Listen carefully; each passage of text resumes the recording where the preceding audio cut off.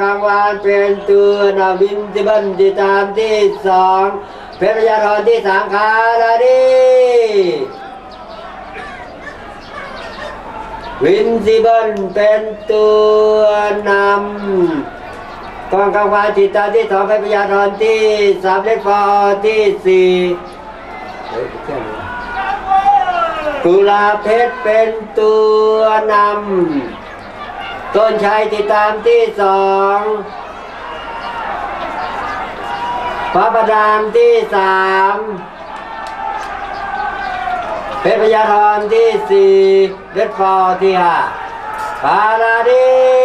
กล้องกังวานกุลาเพชรเป็นพระนำคู่กัน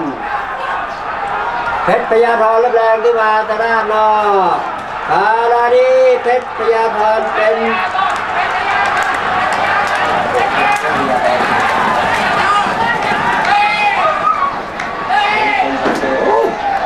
ตาลายหมดเหรอ